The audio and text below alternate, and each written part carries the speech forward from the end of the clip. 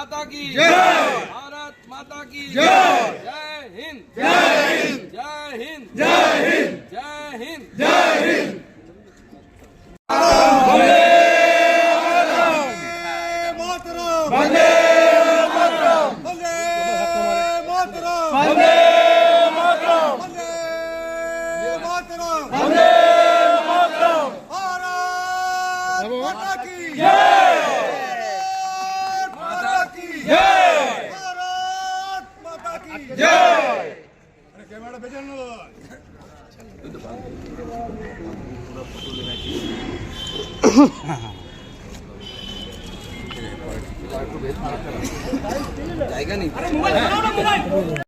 भारत माता की जय, भारत माता की जय।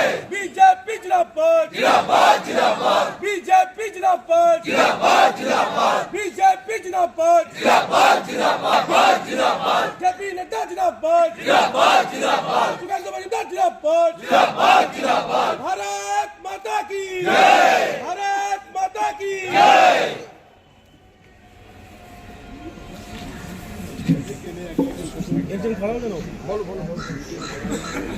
মঞ্চে আসার জন্য অনুরোধ করে যে কথা বিবেকানন্দ বলে গেছেন যে আমি সেই ধর্মকে রিপ্রেজেন্ট করতে এসেছি যার ধর্মীয় ভাষা সংস্কৃত, তাতে এক্সক্লুশন এই ইংরেজি শব্দের কোনো প্রতিরূপ নেই।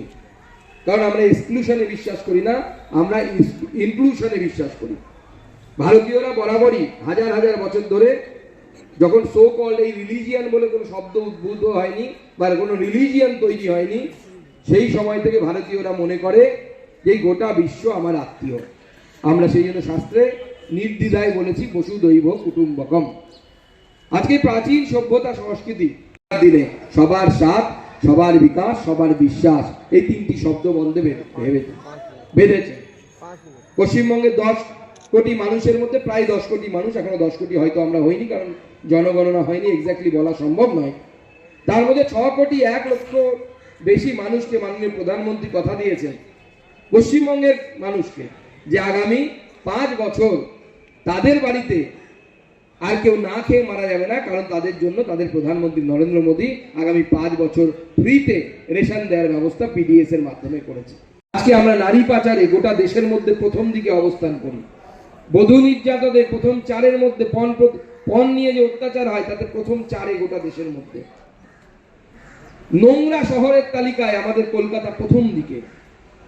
আর বিজেপি শাসিত, আমাদেরকে এক সময় মনে আছে, আমি যখন ছাত্র ছিলাম, স্বর্গীয় জ্যোতি বসু তিনি মুখ্যমন্ত্রী ছিলেন, তিনি কথায় কথায় বিজেপিকে অসভ্য বর্বর বলতেন।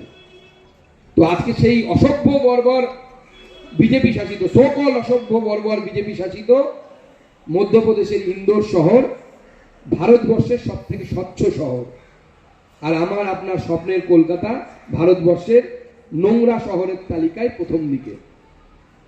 আসুন মাননীয় প্রধানমন্ত্রীর নেতৃত্বে যে পরিবর্তনের দিকে আমরা যাচ্ছি, ভারতবর্ষের গণতন্ত্র যেদিকে যাচ্ছে, বাংলাকে সেই একই দিকে আমরা নিয়ে যাওয়ার জন্য প্রতিজ্ঞাবদ্ধ হই।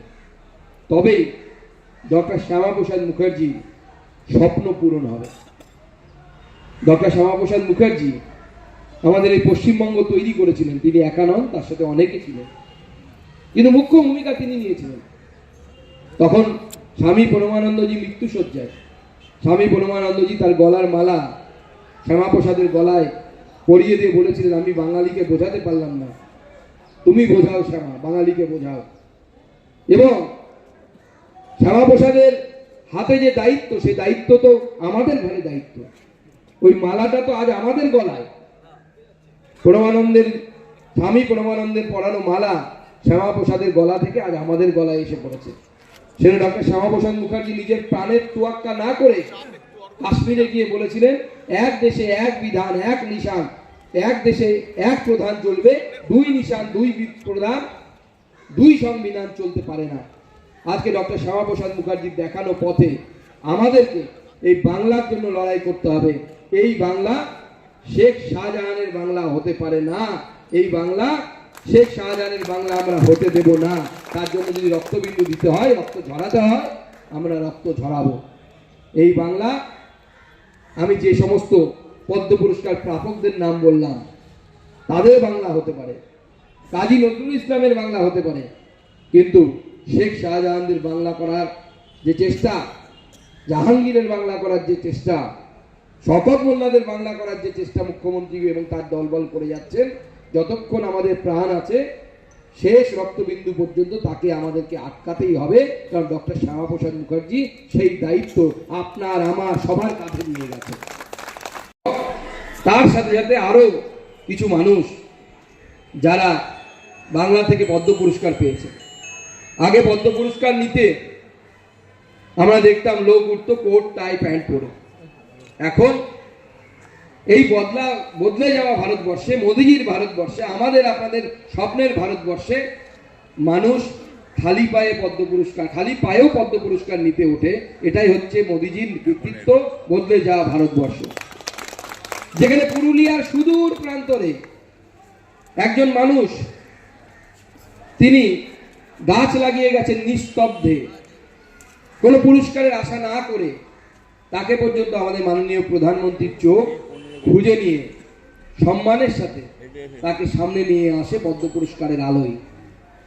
উত্তরবঙ্গের প্রত্যন্ত চা বাগানে একজন মুসলিম দাদা, মুসলিম শব্দটি ব্যবহার করি না আমরা, কিন্তু করলাম এই জন্য কারণ আমাদের রাজ্যে এই শব্দটি অতি পরিমাণে রাজনীতিতে ব্যবহৃত হয়। উত্তরবঙ্গের সুদূর চা বাগানে একজন মুসলিম দাদা, যিনি তার বাইকের সাথে আরেকটি অংশ লাগিয়ে অ্যাম্বুলেন্স বানিয়ে নিয়ে অ্যাম্বুলেন্স দাদা হিসেবে পরিচিত হয়ে যান, তাকেও মাননীয় প্রধানমন্ত্রীর চোখ খুঁজে বের করে পদ্মর আলোয় নিয়ে আসে। একজন মাস্টারমশাই, কলকাতার ছাপোষা স্কুল মাস্টারমশাই, যিনি জাতীয় সঙ্গীত গাওয়ার জন্য নিজের স্কুলে মার খান, লড়াই করেন না ছাত্রদের জাতীয় সঙ্গীত গাইতে হবে, জাতীয় সঙ্গীত কোনো ধর্মেই হারাম হতে পারে না, সেই মাস্টারমশাইকেও আমাদের প্রধানমন্ত্রীর পদ্ম পুরস্কার, প্রধানমন্ত্রীর সেন দৃষ্টি তাকে নিয়ে আসে পদ্ম পুরস্কারের আলোয়।